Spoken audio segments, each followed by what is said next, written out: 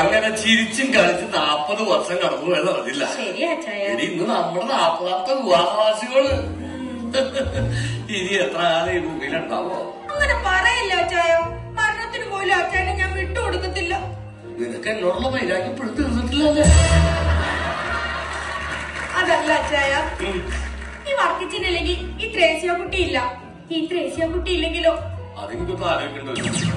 അല്ല അല്ല എനിക്ക് ആലോചിക്കേണ്ടി വരുന്ന അല്ല, നിങ്ങളുടെ കൂടെ ഇറങ്ങി വന്ന എനിക്ക് ഇത് തന്നെ വേണം. നിങ്ങൾക്കറിയോ, എന്നെ ചേച്ചിയെ ഒരേ കുടുംബത്തിലേക്ക് കെട്ടിച്ചു വിടണമെന്നായിരുന്നു എന്റെ അപ്പച്ചാവന്റെ അമ്മച്ചിയുടെ ആഗ്രഹം. അത് മതിയായിരുന്നേ. അതാവുമ്പോ ഒരു കുടുംബം നശിക്കുള്ളായിരുന്നു. നിങ്ങൾ ഇങ്ങനെയൊക്കെ തന്നെ പറയും, എനിക്കറിയാം. പക്ഷെ നിങ്ങൾ ഒരു കാര്യം മനസ്സിലാക്കണം. ഞാൻ പോകുമ്പോഴേ ഒറ്റപ്പെടലിന്റെ വേദന നിങ്ങൾ മനസ്സിലാവുള്ളൂ. നീ ഇവിടെ ഇല്ലാത്തപ്പോഴും ഞാൻ ഒറ്റപ്പെടലിന്റെ സുഖമൊക്കെ ഞാൻ അനുഭവിച്ചറിയാറുണ്ട്. ഇനി നമ്മുടെ മക്കളൊക്കെ വരാറായി. നമുക്ക് കട്ടിയുള്ള കേക്കൊക്കെ എടുത്തിട്ട് വാ. നീ ഇവിടെ നോക്കിയല്ലേ ചെല്ലി. ഇപ്പൊ വരാം.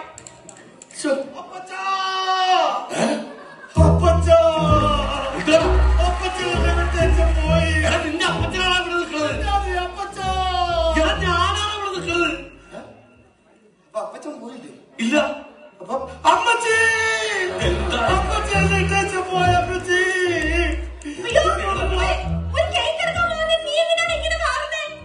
നിങ്ങൾ ആരെ പോയ ശരി? എന്താ പറ്റി? പിന്നെ എന്തിനാ എമർജൻസി എന്ന് പറഞ്ഞാൽ വിളിച്ചു വരുന്നത്? ഇവിടെ കത്തിക്കാനായിട്ടൊരു എമർജൻസി ലാഭമാണ്. അതുകൊണ്ട് വരാനില്ല. നിന്നോട് ഞാൻ പറഞ്ഞോളൂ. അല്ല, നീ ഒറ്റയ്ക്കാണോ ഇങ്ങോട്ട് വന്നത്? വേറൊണിക്കനെ കൊണ്ടുവന്നില്ലേ? വെറോണിക്ക അവിടെ തിരക്കല്ലേ? എന്ത് തിരക്ക്? വെറോണിക്ക അവിടെ പഠിച്ചുകൊണ്ടിരിക്കല്ലേ? എന്ത് പഠിക്കുന്നു? അവക്ക് ഒരു 10-16 ഭാഷ നമ്മൾ കൈകാര്യം ചെയ്യുമല്ലോ. 16 ഭാഷ അറിയാമോ? പിന്നെ സമ്മതിക്കണോട്ടാ. ഒറ്റ ഭാഷ അറിയാവുന്ന ഇവളുടെ മുമ്പിൽ ഞാൻ എങ്ങനെ പിടിച്ചിരിക്കണമെന്ന് എനിക്കറിയാം. 16 ഭാഷയിലൊക്കെ അവിടെ ചീത്തവിളിക്ക് കഴിക്കണം. എനിക്ക് വിഷയമാ. അപ്പച്ചന്റെ മകളെ എനിക്ക് ഒറ്റ ഭാഷയിൽ അറിയാവുള്ളൂ. അതെ, നിന്നെ വിളിച്ചു വരുന്നത് അറിഞ്ഞില്ല. അപ്പച്ചന്റെ അമ്മച്ചിന്റെ 40ാമത്തെ വിവാഹവാസികളാണ്. അപ്പൊ എല്ലാവരും വിളിച്ചു വെച്ചിട്ടുണ്ട്. അപ്പൊ ഈ കേക്കൊക്കെ കട്ട് ചെയ്ത് നമുക്ക് നിന്ന് ആഘോഷിക്കണം. ഓണക്കുട്ടിക്ക് പോരും. അയ്യോ, കോഴിക്കുട്ടി സണിക്കുട്ടി വന്നു. എവിടെ?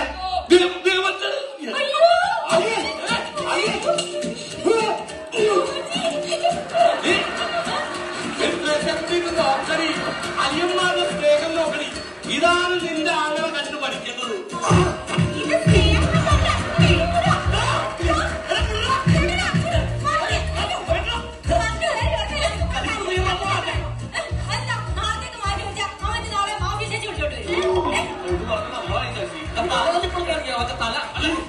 ഈ കറപ്പാച്ചിനെ കെട്ടി തുറക്കണമെന്ന് പറഞ്ഞാലേ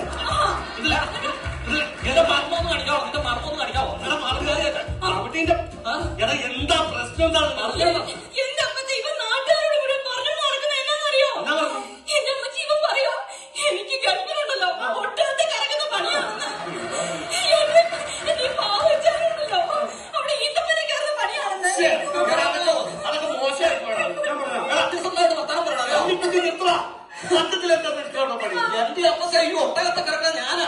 ഇവിടെ ആ തെങ്ങുമ്പോ കയറുന്നത്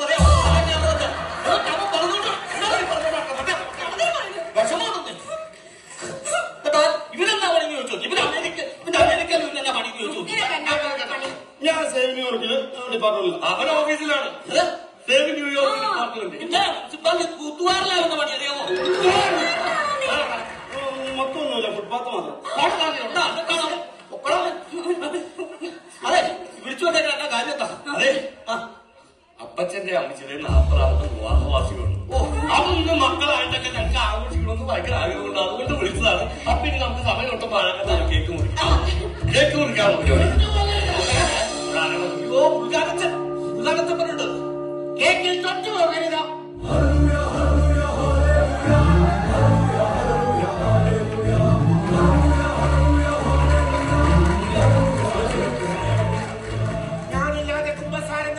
ക്ഷമിക്കും, കുർബാന നടത്തിയാൽ ക്ഷമിക്കും.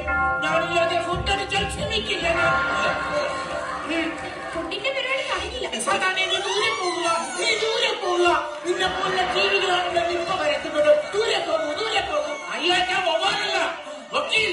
വായിലും വായുണ്ട്, വക്കീലിലും വായുണ്ട്. നീ ഇപ്പൊ വായുവിലൂടെയാണ് പറയുന്നത്. നീ വായെടുത്ത് മാറി നിൽക്കുക. അത് ഞാൻ പോകാൻ കണ്ടപ്പോ തന്നെ മനസ്സിലായി നീ പോത്താണെന്ന്. ഓ, അഡ്വക്കറ്റുമാരിൽ പോത്തുണ്ടോ? അഡ്വക്കേറ്റ് കുഞ്ഞവിയ പോത്തൻ മാക്കാച്ചി പറഞ്ഞു. എങ്കിൽ അഡ്വക്കേറ്റ് മാക്കാച്ചി അവിടെ മാറി നിൽക്കും. അച്ഛോ, ഞങ്ങളുടെ കുടുംബമില്ല. ഇത് കട്ട് ചെയ്യാം, കേക്ക് കട്ട് ചെയ്യാം. അമ്മ ഞങ്ങൾ കുറിക്കട്ടെ. സെന്ററിൽ നിൽക്കോ. ഇങ്ങോട്ട് മാറി നിൽക്കോ. അടുത്ത് നിൽക്കാം, മാറി നിൽക്കോ. രണ്ടുപേരും ദൈവത്തെ മുന്നോട്ട് ധ്യാനിക്കുക. കത്തിയെടുക്കുക, ഒരുമിച്ച് കത്തിയിൽ പിടിക്കുക. 2 പീസ് കട്ട് ചെയ്യുക. ഒന്ന് കൂടി. രണ്ടുപേരും ഓരോ പീസ് കയ്യിലെടുക്കും. എടുക്കും. 2 പീസും 2 കയ്യിലെടുക്കും. അടുത്തോ പരസ്പരം നോക്കൂ. 40ാമത് വിവാഹ വാർഷികം ആഘോഷിക്കാൻ പോവുകയാണ്. പരസ്പരം ഈ 2 കേക്കുകളും അടുപ്പിക്കൂ. എന്നിട്ട് എന്റെ വായിലേക്ക് വെക്കൂ. അത് ശരിയാകില്ലേ? ഇതിൽ നിങ്ങൾ പരസ്പരം ഈ കേക്ക് വായിലേക്കൂ. ഞാൻ ഇതെടുത്തോളാം.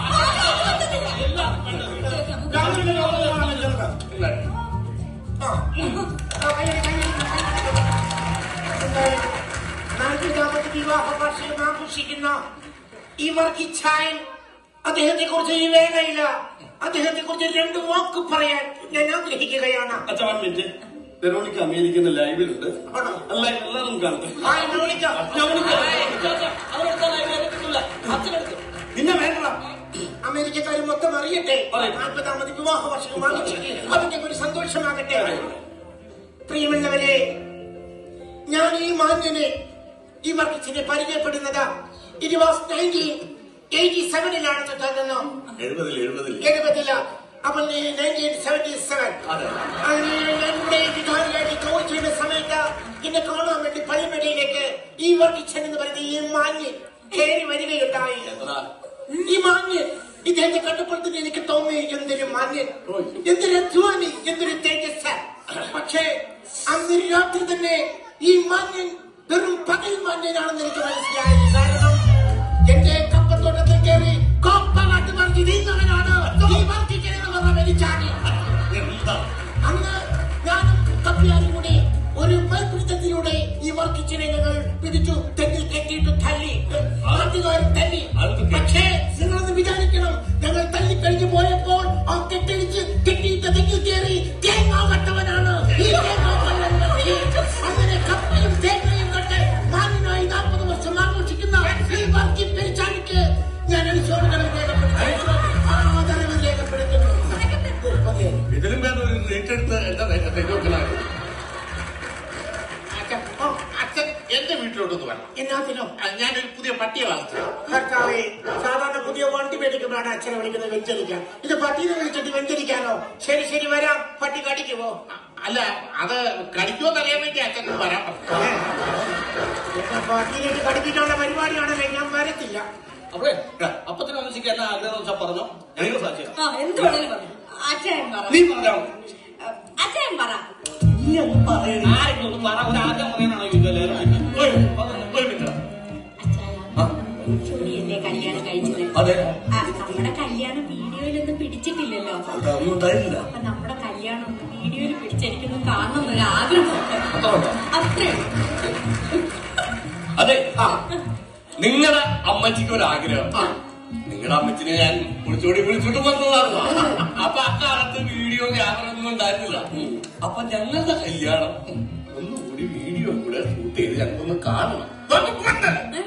സെക്ഷൻ 456, 271, 326, 66. അങ്ങനെ അങ്ങ് പറഞ്ഞ പോലെ കടങ്ങൾ എല്ലാവർക്കും ഉണ്ട്. അവിടെ വിളിച്ചുകൊണ്ട് കാര്യമുണ്ടോ?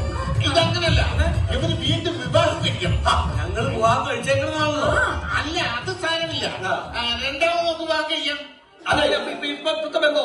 ഇപ്പഴത്തെ ബന്ധം ഇപ്പൊ ഡിവോഴ്സ് അത് ചെയ്യണം. ഡിവോഴ്സ് ഒക്കെ നടക്കുമോ? ഇങ്ങനെ നടക്കും. ഇന്ന് രാവിലെ ഞാനൊന്നും നടത്തിയിട്ടല്ലേ വന്നത്. നിങ്ങൾ തന്നെയാണ് ഇതൊക്കെ നടത്തുന്നത് സാധാരണ? അതെ, കഴിഞ്ഞ 38 വർഷമായിട്ട് അത് പെൺപിള്ള എന്റെ പാത്രം കൊണ്ടിരിക്കുന്നത്. പാത്രം കൊട്ടി 32 വർഷമായിട്ട് പാത്രം കൊണ്ടെറിയുന്ന പാത്രം കൊണ്ടെറിയുക. ഇന്നാണോ ഡിവോഴ്സ്? അല്ല, അത് ഈ അടുത്ത കാലത്താണ് മുന്നേ കിട്ടിയത്. ഇത് ഡൈവേഴ്സ് ചെയ്തിട്ട് ഞങ്ങൾ 2ാമത് കല്യാണം കഴിക്കണം. നടക്കണ കേസ് പെട്ടെന്ന് പെട്ടെന്ന് അച്ഛാ അങ്ങനെ വീഡിയോ എടുക്കാം. ശരിയാ. അത് കല്യാണം കഴിയുമ്പോൾ വീഡിയോ എടുക്കണല്ലോ. എടുക്കണം. അന്ന് ലവ് സീൻ പിടിക്കണം. അന്ന് എന്താ ചെയ്യുന്നത് പറയും. അപ്പൊ അതിനുള്ള ഒരു മാർഗം എന്ന് പറഞ്ഞാൽ അച്ഛൻ ഇങ്ങോട്ട് ഇവിടെ ഇവിടെ ഉടനെ എന്നെ കല്യാണം കഴിപ്പിക്കോ? വിനോദ് ശരിയാ. ഇപ്പല്ല വിഷു കഴിഞ്ഞാൽ സെക്ഷൻ 446 പ്രകാരം ലീഗലി യുവർ ഓണർ മൈ കക്ഷിക്കാരൻ ഈസ് നോട്ട് എ കുറ്റക്കാരൻ. മൈ കക്ഷിക്കാരൻ ഈസ് നോട്ട് എ കുറ്റക്കാരൻ. അതിൻ പ്രകാരം ഈ സെക്കൻഡിൽ തന്നെ നിങ്ങൾ ഡൈവേഴ്സ് ആയി. എന്താ വിളിച്ചത്? അച്ചായ അച്ഛായെന്ന് വിളിക്കരുത്. ഇപ്പൊ നിങ്ങൾ ഡിവോഴ്സ് ആയിരിക്കുകയാണ്. നിങ്ങൾ ഇതിന് വേർതിരിച്ചിരിക്കുകയാണ്. അന്യ പുരുഷനാണ്, അന്യ സ്ത്രീയാണ്. അന്യ സ്ത്രീ ഒരിക്കലും അന്യ പുരുഷനെ അച്ഛായെന്ന് വിളിക്കാൻ തീസഭ സമ്മതിക്കില്ല. അന്ന് അവളെന്ന് കിട്ടിയവളാണെങ്കിൽ ഡിവോഴ്സ് ആയി. നിങ്ങൾ അടുത്തടുത്ത് നിന്നാൽ പോലും അത് അനാവശ്യമാണ്.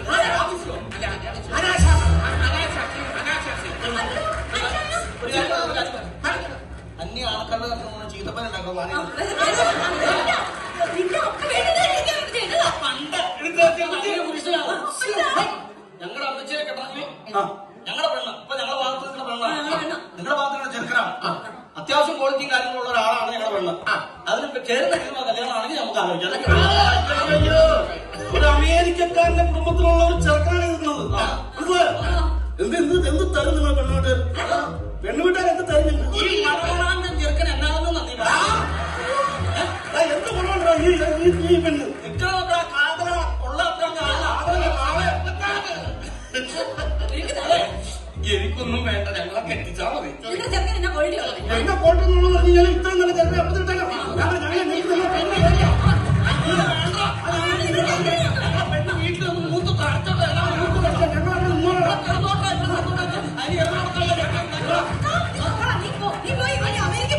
നീ പോടി, നീ പനക്കറ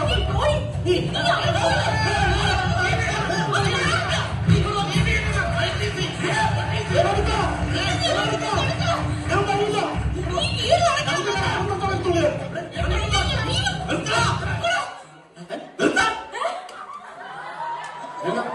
ഞങ്ങൾ പിന്നെ കെട്ടി. ഒരുത്തന്റെ സഹായം ഞങ്ങൾ കെട്ടി. ഇത് വല്ലാത്ത ചതിയായി പോയല്ലോ. അപ്പത്തെ ഒരു കാര്യം എന്നാണെങ്കിലും എല്ലാം കഴിച്ച കാര്യങ്ങളൊക്കെ ശരി. ഇനി മക്കൾക്കുള്ള വീതം എന്താണെന്ന് വെച്ചാൽ ഇപ്പൊ തന്നെ തിരിച്ചു വന്നേരം അതൊക്കെ മക്കൾക്കുള്ളതാണല്ലേ. ആർക്കൊക്കെ എങ്ങനെയൊക്കെ പറഞ്ഞുതരാം. ഞങ്ങൾ എന്തായാലും രണ്ടാമത് കെട്ടിയതാണല്ലോ.